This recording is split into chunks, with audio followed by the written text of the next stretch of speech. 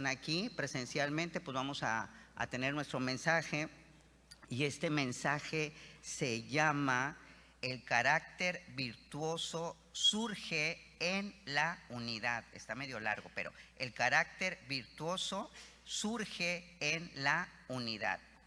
3 veces. El carácter virtuoso surge en la unidad. Entonces, si es algo que tiene que surgir, entonces no lo tenemos, ¿verdad? No tenemos ese carácter virtuoso que está pues compuesto de virtudes y queremos esas virtudes.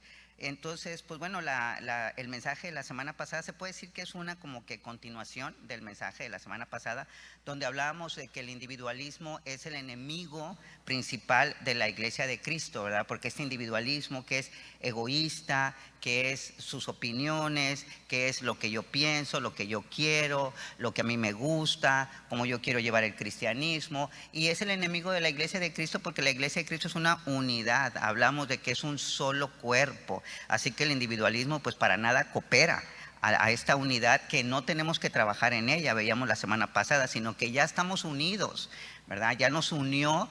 El Espíritu Santo nos bautizó, nos fundió, nos unió, nos hizo uno con el cuerpo de Cristo. Así que la unidad ya está, ya estamos unidos. Es como cuando estás perteneces a tu casa, ¿verdad? Dice tu papá, pues tú eres Pérez y Pérez te aguantas, ¿verdad? Ya ni cómo te salgas de ser Pérez, ¿verdad? Así, igual, ya estamos unidos en la Iglesia de Cristo. Ahora, ¿qué tenemos que hacer como miembros? Mantener esa unidad, mantenernos en esa unidad.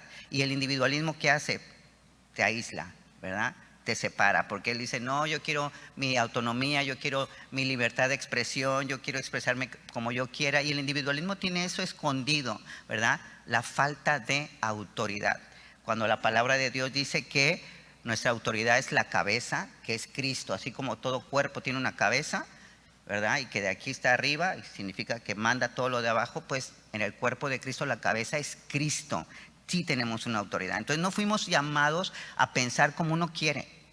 No fuimos llamados a hacer lo que uno quiere. Fuimos llamados a pensar como Cristo. Dice la palabra que tenemos la mente de Cristo. ¿Qué significa? ¿Que yo sé todo lo que sabe Cristo?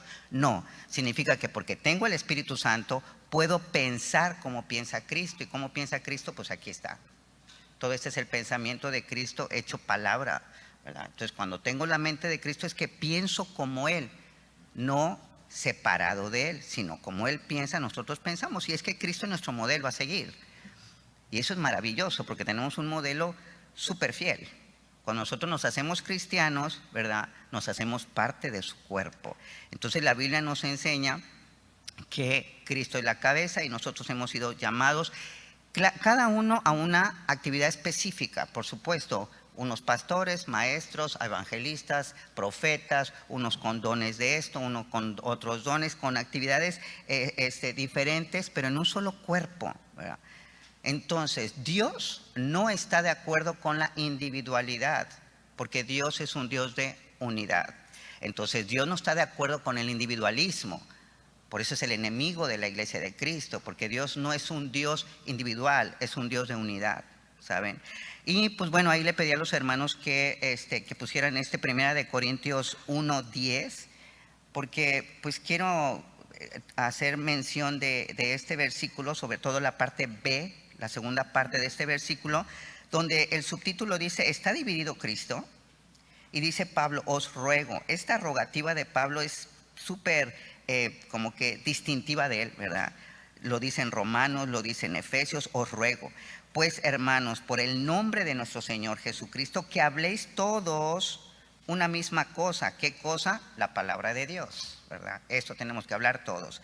Y dice, y que no haya entre vosotros divisiones. Y el individualismo, eso tiende a dividirte.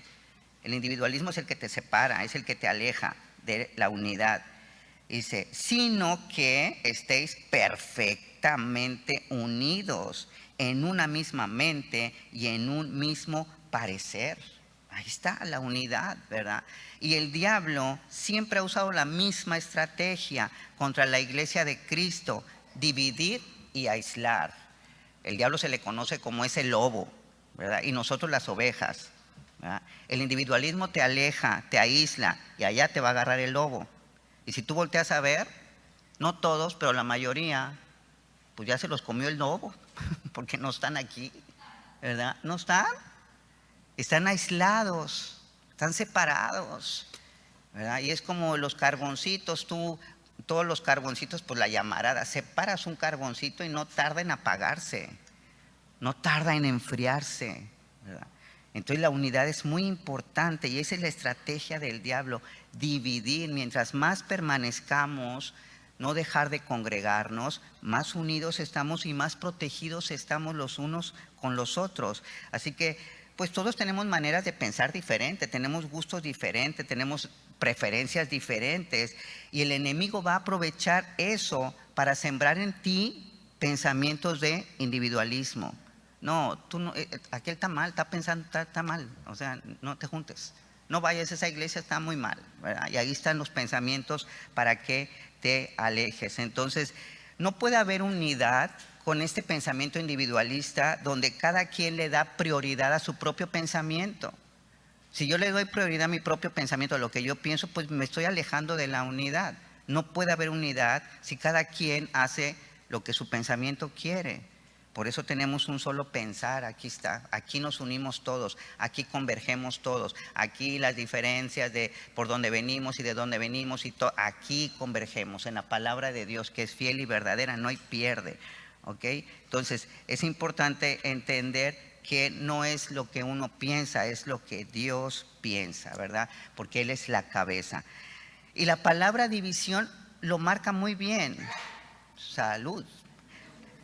La palabra división lo dice claramente, dice división, división. ¿Qué significa eso? Dos visiones. Dos visiones. ¿Qué fue el matrimonio con dos visiones? Ese matrimonio dividido, cada quien tiene su visión diferente. Aquí no podemos llegar que con mi visión y la visión de Cristo, ¿no? Eso no es unidad. En un partido de fútbol, ahorita que está tan... perdimos. Ahorita el fútbol, ¿verdad? Ni modo que uno corra para allá y el otro corra para acá y meta hasta el gol en su propia portería. Tienen dos visiones, no una misma visión, aquella portería y ya metemos gol, ¿verdad? Y así sale ganando el equipo. Entonces, cuando todos avanzamos en la misma dirección, pues vamos a llegar a un propósito. Y la iglesia de Cristo es glorificar a Cristo, exaltar a Cristo, enaltecer a Cristo. Es la luz en las tinieblas y llegamos a ese propósito, ¿verdad? Entonces, del individualismo va a surgir un enemigo terrible, horrible, que se llama la intolerancia.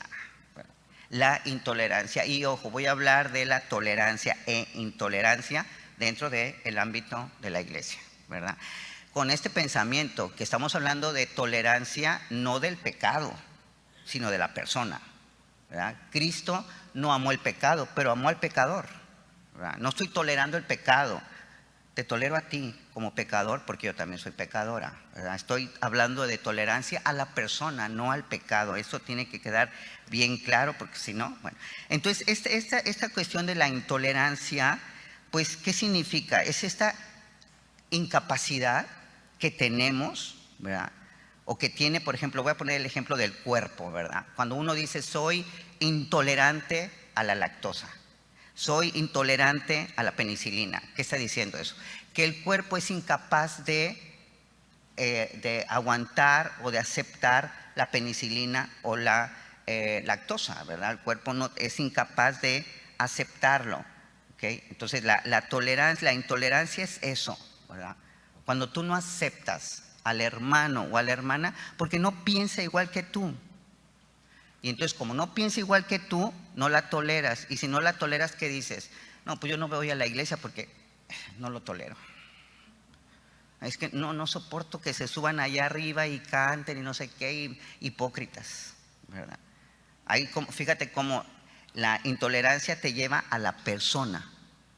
Y entonces no vienes, ¿verdad? Y entonces dices, no, las reuniones de oración, que los eventos, y no participas. ¿Por qué? Porque eres intolerante, ¿verdad? No los toleras, no toleras a la persona. La intolerancia también nos habla cuando no soportas al hermano, a la hermana, porque sus opiniones o sus puntos de vista no coinciden con los tuyos. No estoy de acuerdo con los uniformes, no estoy de acuerdo con el color del uniforme, no estoy de acuerdo con que aquí cante, no estoy de acuerdo con, no, es que yo opino que, entonces, cuando tus opiniones te llevan a separarte y a juzgar de esa manera a la persona, ¿sabe? Entonces estás siendo intolerante cuando ni los puntos de vista ni la manera de ser de las personas coinciden con como tú piensas. Cuando no se hace lo que tú piensas, cuando ellos no actúan como tú actuarías, cuando él no habla, se ríe, se mueve, no la tolero, híjole, ¿sabes qué? Su risita no la tolero, híjole, no la soporto, ¿verdad? Y entonces así dejamos de ir a las reuniones familiares porque no, va a estar la tía Lencha, que siempre, no la tolero. Y no vas y te empiezas a alejar de la reunión, ¿verdad? Y te empiezas a alejar. Entonces ese es el terrible enemigo que surge del individualismo, la intolerancia, ¿verdad? Con la que te manejas. Y muchas veces tenemos estos pensamientos. Lo tengo que escuchar porque lo tengo que escuchar, pero no lo soporto. O cuando decimos, me congrego porque Dios manda a hacerlo, pero no tolero la manera en la que se están llevando a cabo las cosas, porque se deben de hacer así y así, ¿verdad? Cuando un cristiano obedece, entre comillas, la voluntad de Dios con un corazón intolerante, ¿sabes que ese cristiano ya pasó de la gracia a la religiosidad? Ya es un cristiano religioso, ¿verdad? Cero que viva en la gracia del Señor. Ya viene porque se lo manda Dios, pero en su corazón es un corazón intolerante. No soporta a nadie, ¿verdad? Pero viene y se sienta como por allá, y en cuanto empiezan los acordes de que ya terminó, vámonos, ¿verdad? O sea, religiosidad, así, religiosidad.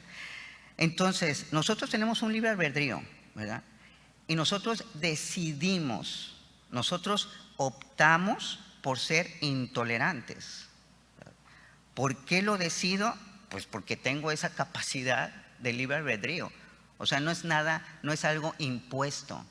Tú decides ser intolerante. Tú lo decides, es tu voluntad. ¿Pero por qué? Porque en tu interior no fluyen esos ríos de agua viva. En tu interior está la carnalidad, todo lo que da. Porque de la abundancia del corazón se manifiesta la vida, ¿verdad? Entonces tú no tienes esa capacidad de tolerar porque no está dentro de ti. Y entonces, ¿qué te queda? Pues ser intolerante. Bueno, vamos a la porción bíblica. Vamos a Efesios 4. Efesios 4, solamente 2 versículos que, como dijera el pastor Gustavo, con nos entretenemos. Efesios 4, 1 y 2. Pablo a la iglesia de Éfeso. Yo pues, preso en el Señor, os ruego una vez más, estas rogativas de Pablo tan que lo identifican tanto, ¿verdad? Os ruego que andéis como es digno de la vocación con que fuisteis llamado. ¿Cómo es eso? 2, con toda humildad y mansedumbre, soportándoos con paciencia los unos a los otros en amor. Aquí con estos dos vamos a tener, ¿okay? Entonces aquí nos dice esta porción bíblica cómo debemos de ser dentro de la congregación. Pues tolerantes, ¿verdad? Y nos empieza a dar ahí unas ciertas características, flexibles, humildes, mansos, ¿verdad? Sin embargo, todos sabemos que es muy difícil la convivencia. Es sumamente difícil la convivencia entre seres humanos. Por ahí una persona dijo que mientras más conocía a su perro, menos quería estar con unas personas. O que mientras más conocía a las personas, más quería estar con su perro, ¿verdad? Porque es muy difícil la convivencia. ¿Por qué? Pues porque nosotros hablamos, porque nosotros decidimos, porque nosotros podemos decir, esto no me gusta de ti, esto no. Y el perrito no, el perrito pues le da lo que le da, pues se lo come porque le da hambre, pero no te dice, no te dice nada de eso, ¿verdad? Como él no se puede expresar, pues ahí, pero el ser humano que se puede expresar, como tiene el libre albedrío, pues eso hace que sea muy difícil que haya esta convivencia. No es nada nuevo el que se nos dificulte estar juntos, ¿verdad? No es nada nuevo. Y de todas maneras, así como en el cuerpo, pusimos este ejemplo del cuerpo, y en el cuerpo hay órganos internos y hay miembros externos, ¿verdad? Aún dentro de los órganos internos, el corazón es totalmente diferente en forma y función al hígado, ¿verdad? Y en los órganos externos, los ojos son totalmente distintos en forma y en función que los pies. Hay diferencias, mas sin embargo, en esa diferencia, en esa diversidad, tanto de funciones como de forma, en el cuerpo hay una armonía. Y es que la diversidad es lo que hace funcionar a la unidad, ¿verdad? La propia diversidad, que todos tuviéramos, que fuéramos puros ojos, nos íbamos a ver bien raros, ¿verdad? Entonces, somos completamente diferentes. La pregunta: ¿cómo podremos mantener la unidad si somos tan diferentes? ¿Cómo la podremos mantener? ¿Cómo podremos mantener estas diferencias? ¿Cómo poder aprender y entender que esas diferencias son las que nos unen? O sea, cero, no tiene que haber intolerancia, al contrario, ¿saben? Y eso es lo que, bueno, vamos a tratar de ver en este mensaje. Entonces, lo primero que tenemos que darnos cuenta aquí en el pasaje, volviendo aquí al pasaje, dice en el 1, nos dice, pues ya habla, Pablo está recordando pues que está preso, ¿verdad? Y eso nos lleva también a pensar que no es fácil ser obediente a la palabra de Dios. Y que Pablo, por ser obediente, está preso. O sea, no anda de vacaciones. Y hay que pagar el precio de esa obediencia, ¿verdad? Estamos presos en Cristo. Pero bueno, dice aquí, andéis, os ruego, dice Pablo, que andéis como es digno de la vocación con que fuisteis llamados, ¿verdad? Y aquí esta porción, para poder mantener esta unidad, pues tiene que ver con el llamado, ¿verdad? Así que el llamado que nosotros hemos recibido, según aquí entiendo, es que este llamado me obliga a andar de cierta manera. El llamado me obliga a andar dignamente, el llamado. Entonces, a muchas personas esta palabra obligar, como que dicen, no, es que ya ves, por eso yo no quiero ser cristiano porque me obligan a hacer cosas.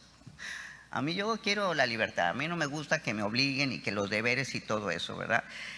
Y fíjense que aquí hay una confusión cuando la persona te diga eso, porque la verdadera libertad no es hacer lo que uno quiere.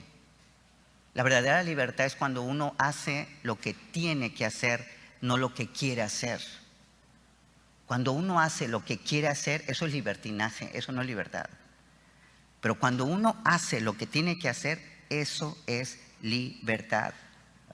Cuando nosotros nos detenemos en la luz roja, cuando nosotros no robas, no matas, pagas tus impuestos, pagas la cuota de la luz, ahí estás viviendo libre. Deja de pagarla y te van a andar persiguiendo. Pásate el alto y te va a perseguir la policía. Mata a alguien y te van a meter a la cárcel. Perdiste la libertad, ¿cierto o no? Entonces, nosotros, cuando no quiero pagar la luz, no quiero y me paso el alto, ahí estás en un libertinaje total. ¿Y qué dijo el Señor? Él dijo que la verdad nos iba a hacer libres. Juan 8:32. Dijo que ustedes van a conocer la verdad y la verdad os hará libres. Y aquí quiero hacer rapidito, hacer un paréntesis. Y voy a hilar también, si me ponen Juan 8:32, y luego en Juan 8:36 me dice que si el Hijo os libertare, seréis verdaderamente libres. Y si yo me voy a Juan 14:6, me dice, le dijo Jesús a Tomás, yo soy el camino, la verdad y la vida. ¿Tú quieres libertad? Necesitas a Cristo en tu corazón. Porque Él es la verdad. Y esa verdad te va a hacer completamente libre. Te va a liberar del libertinaje. Y te va a meter a la verdad. Y esa verdad te va a llevar a conocer a Cristo. Mientras más conoces de Cristo, más libre eres. Más libre eres. Él es nuestro libertador. Así que bueno, aquí regresando a nuestro pasaje, ¿verdad? Estamos aquí en Efesios 4:1. Y quiero mostrarles algo interesante que nos puede ayudar en nuestra cultura teológica. Es esta metodología que por lo general usa Pablo. Pablo usa una metodología casi en todas sus cartas. ¿Cuál es esa metodología? Él primero da la doctrina. Después él hace una transición y se pasa a la práctica, ¿verdad? O sea, él primero nos da los principios bíblicos y luego hace una transición dentro de su carta y dice, ahora practica lo que te enseñé, ¿verdad? Marca una posición y luego dice, ahora tu conducta de conformidad a lo que yo te prediqué. Y eso lo vemos, por ejemplo, en Romanos 12, ¿verdad? Donde Romanos 12 también dice, Romanos 12:1 dice, os ruego por las misericordias del Señor que ¿Por qué? Porque ya de Romanos 1 a Romanos 7, por ahí ya nos enseñó que vivir en el Espíritu, que lo que quiero hacer no lo puedo hacer, que justificados por la gracia. O sea, ya nos dio un montón de doctrina. Y entonces dice, ahora pues presenta tu cuerpo vivo en sacrificio santo. O sea, ser oidor, pero también hacedor de la palabra. Esa es la metodología que hace Pablo. Y hace aquí lo mismo, ¿verdad? Él ya nos dio esta doctrina, y la doctrina principal de Efesios del 1 hasta el 3 es la iglesia, el propósito de Dios para la iglesia de Cristo. Ese es el tema clave de todo este libro de Efesios. Entonces, por eso es que él comienza aquí, yo pues. Ese yo pues, ese pues significa, ya te enseñé, pues hazlo, ¿verdad? Tiene esta metodología de él. Entonces, vamos aquí, estoy en Efesios 4, voy a Efesios 3. Miren lo que dice en Efesios 3, 3:5. 3:5 dice, misterio que en otras generaciones no se dio a conocer a los hijos de los hombres, como ahora es revelado a sus santos apóstoles y profetas. ¿Por quién? Por el Espíritu. O sea, aquí nos está hablando de un misterio, de una verdad oculta, de una verdad escondida, que los santos del Antiguo Testamento, Moisés, Gedeón, Isaac, Jacob, todos los del Antiguo Testamento no habían oído, y que no fue revelada para ellos. Este misterio, esta verdad oculta. ¿De qué se trata? ¿Cuál es esa verdad escondida? ¿Cuál es ese misterio del que trata el libro de Efesios? Y lo dice en el versículo 6. Que los gentiles, todos nosotros, ¿quiénes son los gentiles? Todos aquellos que no son judíos étnicos, todos aquellos que no vienen de ninguna de las tribus de Israel. O sea, tú y yo somos gentiles. Que los gentiles son coherederos y miembros del mismo cuerpo. Aquí ya debemos de saber de qué estamos hablando, de la iglesia. Que los gentiles son coherederos y miembros del mismo cuerpo. 2, y copartícipes de la promesa en Cristo Jesús por medio del evangelio, esa promesa de la salvación. Pero fíjense cómo el misterio, este misterio de pertenecer, de poder pertenecer a la iglesia de Cristo, era un misterio. No se habló de eso antes, y a nosotros se nos ha revelado, ¿verdad? Y nosotros tenemos que aprender a valorar lo que tenemos, ¿sabe? Y a veces como que se nos olvida esta salvación tan grande, como dice la palabra de Dios. Ahorita está lo del mundial, ¿verdad? Y entonces lo del mundial, qué orgullo cuando te pasan así que las cápsulas, de aquellos que han sido convocados a formar parte de la selección de su país. Es un orgullo, ¿verdad? Me llamaron, me convocaron, ¿verdad? Y entonces se vuelven locos y hacen y deshacen y entrenan y le sufren y hacen sacrificios y dejan a la familia y más entrenan, y que la dieta y que dormir, porque han sido llamados, han sido convocados a formar parte de algo que es muy difícil formar parte, la selección de su país. ¿Qué hiciste tú para formar parte de la iglesia de Cristo? ¿Qué hicimos para formar parte de la iglesia de Cristo? Para haber sido convocados, para haber sido llamados a formar parte del cuerpo de Cristo, ¿qué hicimos? ¿Qué obra formidable hiciste para haber sido llamado a formar parte del cuerpo de Cristo? ¿Qué hicimos? ¿Verdad? Y la respuesta es que no hicimos nada. No hicimos nada. Si estoy en Efesios, voy a Efesios 5, rápido, me voy a Efesios 5, Efesios 5, 25. Dice Efesios 5, 25, maridos, amad a vuestras mujeres, así como Cristo amó a la iglesia y se entregó a sí mismo por ella. Para que tú y yo fuésemos miembros de la iglesia de Cristo, Cristo se entregó. Cristo entregó su vida. Él fue el que se sacrificó, Él fue el que murió para que tú y yo fuésemos convocados a formar parte de la iglesia de Cristo, que es su cuerpo. Nosotros no hicimos nada, Él lo hizo todo, Él fue el que se sacrificó.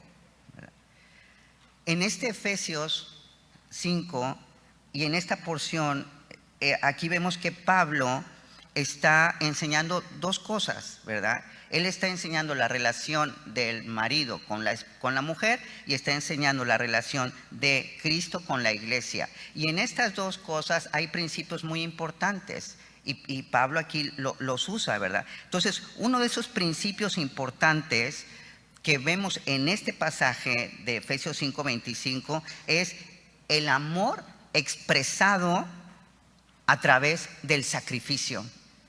Es este principio importante que podemos sacar aquí de Efesios 5:25. Un amor no callado, no en silencio, no que averigua qué tipo de amor es. No es un amor que se expresó por medio de un sacrificio, no pagando lana, no con un coche de lujo, no con una casota, no, con la vida misma de Jesucristo. Así expresó Cristo su amor por nosotros, entregándolo todo, su propia vida, para que tú y yo formásemos parte de la iglesia de Cristo. Y es ese amor lógico que tiene que tener el esposo por la esposa, un amor sacrificial, donde lo entrega todo por ella.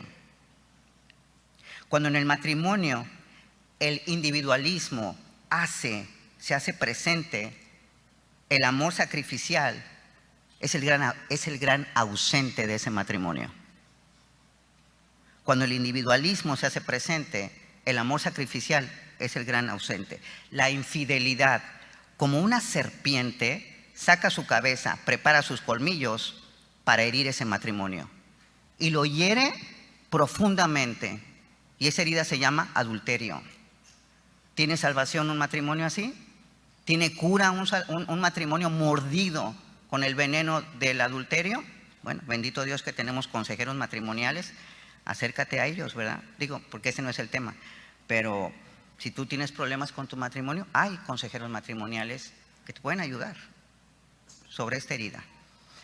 Entonces, regresamos, dice que al 4, regresamos a Efesios 4, a nuestro pasaje, por favor.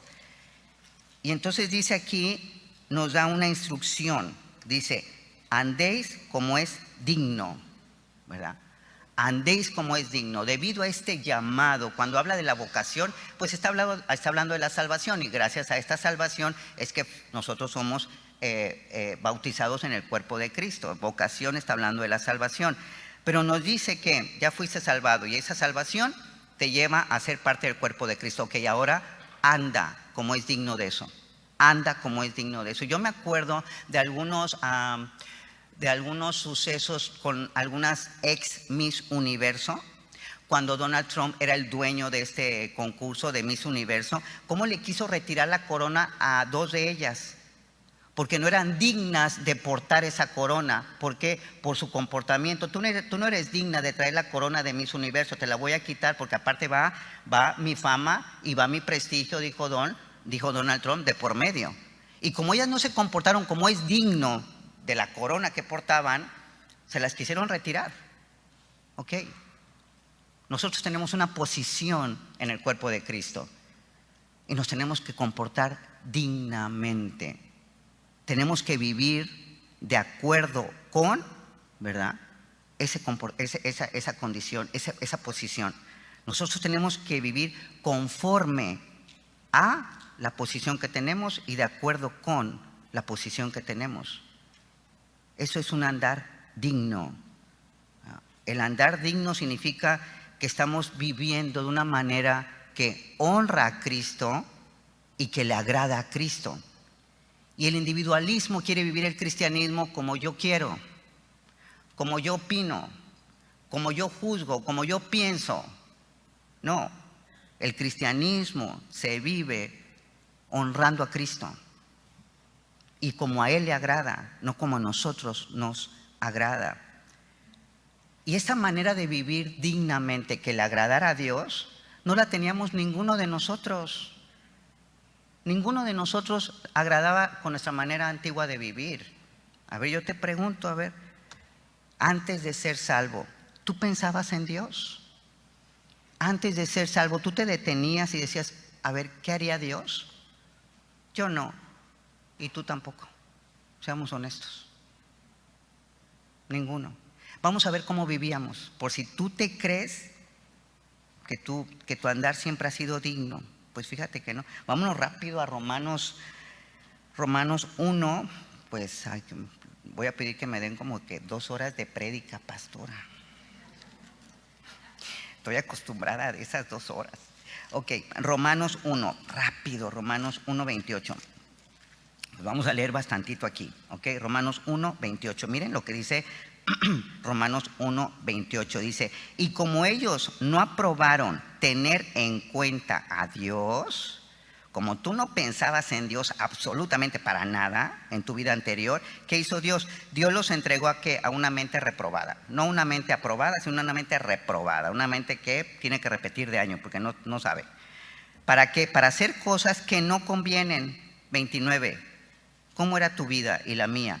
Estando atestados hasta el borde, llenitos de toda injusticia, fornicación, perversidad, avaricia, maldad, llenos de envidia, de homicidios, de contiendas, de engaños y malignidades. 30, murmuradores, detractores, aborrecedores de Dios, injuriosos, soberbios, altivos, inventores de males, desobedientes a los padres. 31, necios, desleales, sin afecto natural, implacables, sin misericordia. 32, quienes habiendo entendido el juicio de Dios, que los que practican, ¿tú ya dejaste de practicar todo esto?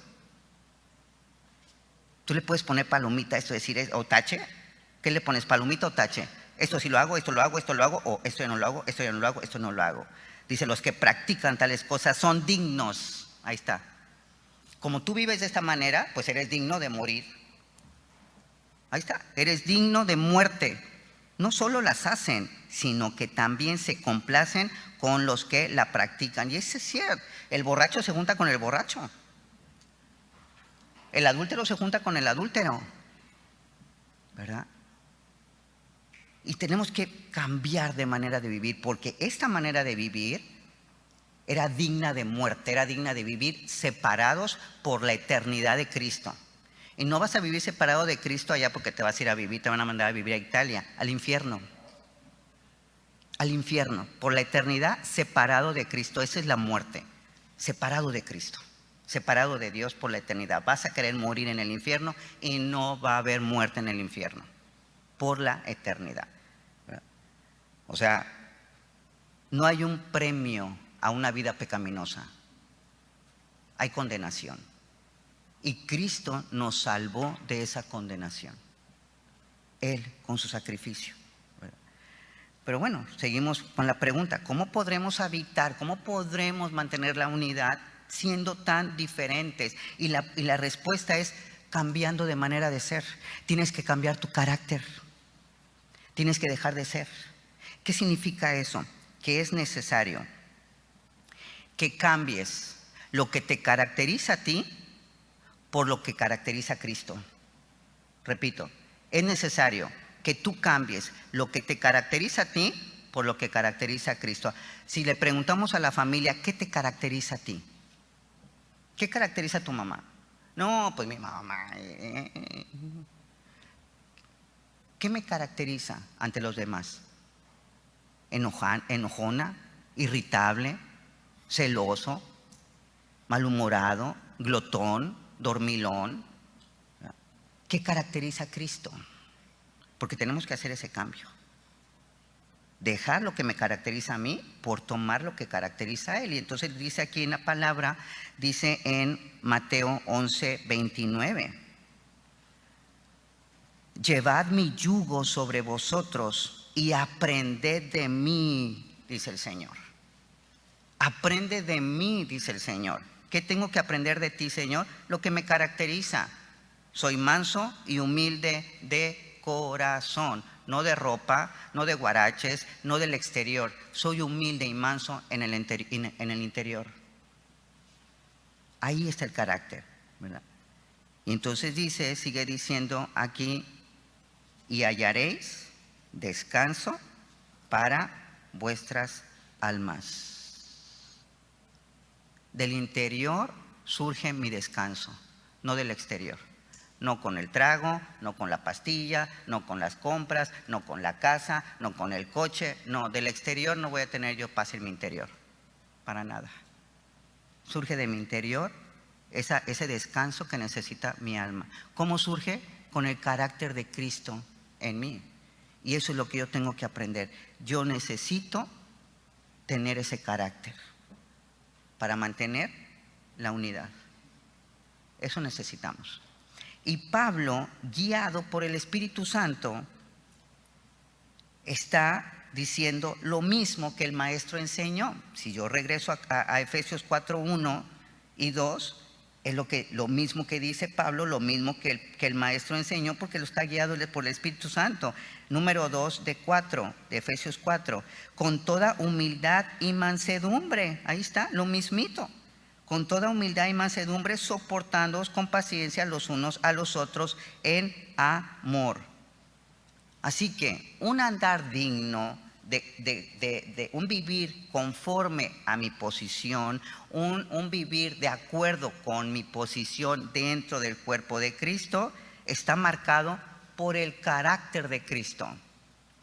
Mi andar, mi vivir, mi comportamiento tiene que estar marcado por el carácter de Cristo. Ahí no hay espacio para el individualismo, porque el individualismo también tiene algo que lo caracteriza, o sea, también tiene su carácter el individualismo. ¿Cuál es el carácter del individualismo? Bueno, el individualismo se caracteriza por un deseo insistente de defender sus propios derechos. Pues que hay que servir. No, pues es que yo trabajo. Pues es que hay que venir a las reuniones de oración. No, pues es que yo me levanto bien temprano. Y nos defendemos como gatitas, así con las patitas. Nos defendemos. Estoy defendiendo mis derechos. Es que yo tengo muchos hijos, es que yo trabajo, es que yo me levanto muy temprano. Y ahí estamos defendiéndonos. Síntoma de individualismo. ¿Sabe? Ese es el carácter del individualista. Pero también promueve otra cosa. El individualismo promueve su propia agenda, ¿verdad? Ahorita me voy, pastora, del ministerio y regreso dentro de 3 años. No, para este evento no, pero para el próximo sí. No, en esta reunión de oración no entro. A la siguiente ahí está tu propia agenda. Cuando Dios dice, ven, sirve, ven, estudia, ven. No, el individualismo promueve su propia agenda y defiende sus propios derechos. Por eso es que el individualismo es enemigo de la unidad. Jamás vas a tener el carácter de Cristo, porque tú mismo lo estás rechazando, el carácter de Cristo. Y aquí vemos 3 virtudes que reflejan el andar digno: humildad, mansedumbre y paciencia. 3 virtudes que aquí no quisiera tenerlas. En alguna ocasión yo oí que dijeron, es que nunca vamos a cambiar. ¿Cómo no? ¿No te ilusiona poder cambiar? ¿No te ilusiona dejar de ser la persona que hace tanto daño a los demás? ¿No te ilusiona poder ser una persona que ama, que no retiene el perdón, que lo entrega? ¿No te ilusiona ser una persona que puede orar, que puede saludar, que puede reír, que puede dormir en paz? ¿No te ilusiona eso? ¿No te ilusiona el cambio? Dios lo da. ¿Y sabes dónde surge? En la unidad. Surge en la unidad. Ahí surge estas 3 virtudes. Miren, vamos rápido a Proverbios 27. Por favor, Proverbios 27.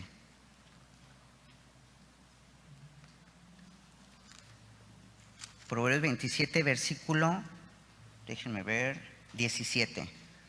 Proverbio 27, 17. Hierro con hierro se aguza, y así el hombre aguza el rostro de su amigo. Hierro con hierro, fricción. Fricción con fricción, fricción con fricción. Tu carácter diferente me fricciona, tu manera de ser diferente me fricciona, tu manera de ser me fricciona. Pues aquí en la fricción va a surgir la virtuosidad. Pero allá lejos de la fricción, lejos de la unidad, no surge ningún carácter virtuoso. Es en la fricción. Es donde yo te soporto, donde yo te aguanto, donde yo me callo la boquita, donde yo digo que sí, aquí en esta fricción que está en la unidad. Pero ¿qué pasa con la mente? A la primera fricción me voy de aquí. Yo no estoy para aguantar esto. Ok, pues sí, no eres siervo. Y a la primera fricción, ¿verdad? No, yo me voy. ¿Qué creen que yo voy a estar aguantando? Sí, de eso se trata, de aguantar. De eso precisamente se trata, de aguantar. Porque ya hubo uno que aguantó clavos por ti. Ya hubo uno que aguantó una corona de espinas por ti. Ya hubo uno que aguantó una lanza en su pecho por ti. No puedes aguantar lo diferente del otro. Porque nos vamos a equivocar, por supuesto. La Paz puede hacer una mala decisión y que ya por eso la vamos a linchar. Todos somos imperfectos aquí, toditos somos imperfectos. ¿Por qué exigimos perfección? ¿Por qué no damos mansedumbre? ¿Por qué no damos misericordia? ¿Por qué no damos paciencia? ¿Por qué exigimos lo que no tenemos? Y efectivamente vamos a necesitar amor para aguantarnos unos a otros. ¿Por qué? Porque vamos a estar en constante fricción. Entonces, esta humildad pues significa, antes asociábamos la humildad con timidez, con cobardía, no, es que ser humilde es ser tonto, es que ser humilde es ser dejado. No, yo soy valiente, soy Juan Charrasqueado, a mí no me la hacen. Y no, la humildad es esa virtud de ser feliz aun cuando tú no tienes el control de las cosas.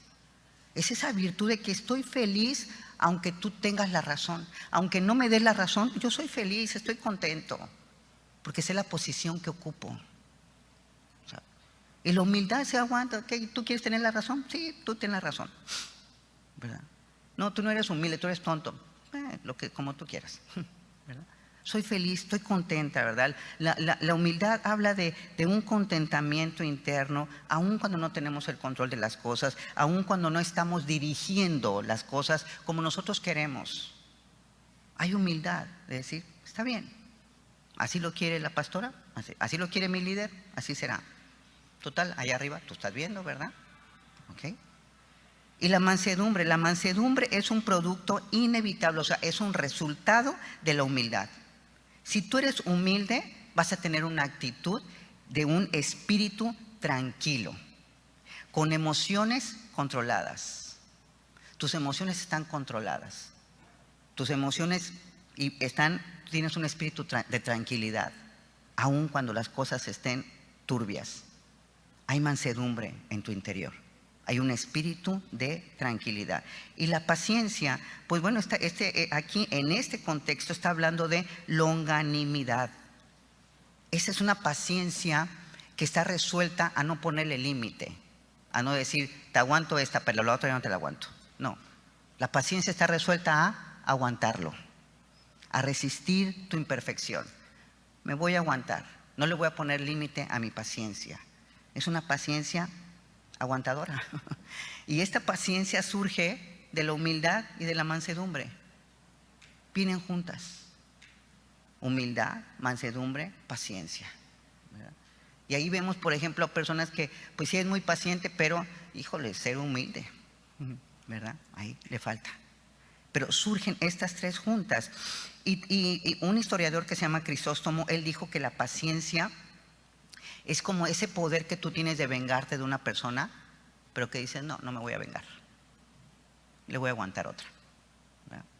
Pero un aguante no de contención como una olla express de que va a salir el chorro y los frijoles van a salir volando. No, por eso dice en amor. En amor. Es este amor benévolo. Es un amor que busca tu bien. Y es un amor que aguanta. Este amor que está buscando tu bien, este amor que aguanta, pues es el amor que tanto leemos en Primera de Corintios. Es un amor que todo lo cree, que todo lo sufra, que todo lo espera, que no deja de ser, que no busca lo suyo, que no es individualista.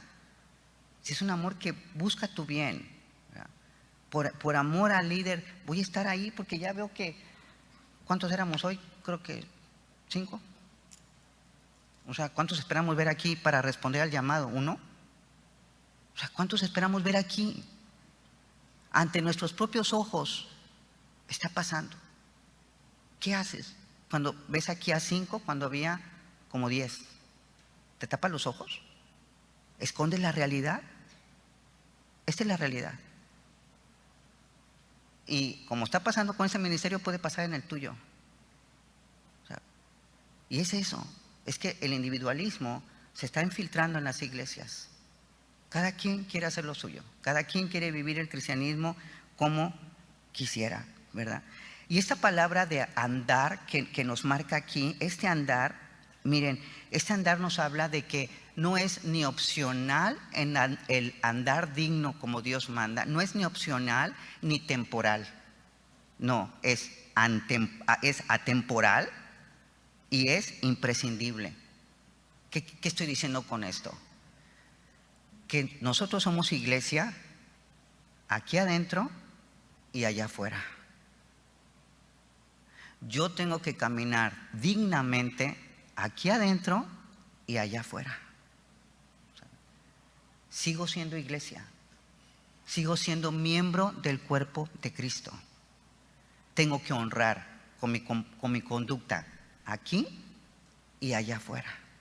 No puedo ser uno aquí y uno allá afuera, ¿saben? Nosotros necesitamos comprender lo que realmente hizo Jesucristo por nosotros, para que querramos servirle por gratitud y por amor. Nos hace falta entendimiento. Como tú le dices a tu hijo, oye, no has entendido lo que cuestan las cosas. Es el tercer celular y ya lo rompiste. No has entendido lo que cuestan las cosas. No hemos entendido que a Cristo le costó la vida para que seamos parte de su iglesia. No lo hemos entendido. Roguemos al Señor que nos ayude y que nos dé entendimiento. Nosotros tenemos que andar como es digno de Cristo, naturalmente, por amor, por gratitud. Y nosotros tenemos que entender que el comprender nuestra posición en Cristo es la base de nuestro andar en Cristo. Tengo que entender mi posición, que soy parte de este cuerpo de Cristo. Esa es la base para que yo pueda andar. Entonces, la idea clara de aquí, de este mensaje, que espero que les haya quedado claro, es que no andamos dignamente para que Dios nos ame. Yo no ando dignamente para tener méritos delante de Dios. Yo no ando dignamente, no vivo conforme con la posición que tengo para que Dios me ame, sino porque Él me amó y se entregó por nosotros, sino porque Él ya me amó. Yo vivo dignamente para honrarlo y glorificarlo. Pues vamos a orar. Señor, te damos gracias. Te damos muchas gracias, Padre, porque ¿quién como tú para llamarnos la atención? Nadie. Solamente tú tienes palabras vivas y verdaderas, Señor. ¿Quién más como tú para hacernos entender nuestros errores? Nadie, Señor. Mas sin embargo hay padres que pasan por alto, que no les llaman la atención a sus hijos, que los dejan que vivan equivocadamente, pero tú no eres así. Porque, Señor, tú no nos has dejado de amar. Nosotros a veces podemos dejar de amar a nuestros hijos cuando se portan mal, pero tú no. Y aquí estás tú haciendo tu parte. Aquí estás tú llamando la atención a nuestros corazones. Aquí estás tú diciéndonos, no están andando dignamente. Vemos la apostasía, papá. Y después de la apostasía vienes por nosotros. Vienes para llevarnos a tu iglesia. Vienes para sacar a tu iglesia. Viene el arrebatamiento. Viene para que vivamos 1000 años de paz y de tranquilidad contigo. Vienes para llevarnos como tu novia y participar en las bodas del Cordero y regresar casados para vivir una eternidad contigo, para habitar en la nueva Jerusalén, en la celestial. ¿Qué hicimos? ¿Qué hicimos, hermanos, para merecer esa riqueza de la gracia de Dios? Ahora ya sabemos lo que Él hizo por nosotros. Vivamos de acuerdo a la posición que tenemos en este cuerpo de Cristo, agradándole en todo, siendo santos en nuestra manera de vivir. Si tú no conoces a Cristo, es a Cristo a quien necesitas. Cristo quiere vivir contigo el día de hoy. Quiere irse contigo. Si tú quieres recibir a Cristo, si tú crees en su obra redentora, solo dile ahí sentado, ahí sentada donde estás: Jesucristo, yo te acepto como mi Salvador. Ahora entiendo que me amaste y moriste por mí para salvarme de la condenación del infierno. Yo quiero vivir contigo, ser parte de tu cuerpo. Quiero que tú me cambies. Quiero tener esas virtudes, un carácter virtuoso. Yo te recibo a ti como mi Señor y mi Salvador, en el nombre de Jesucristo. Amén. Amén.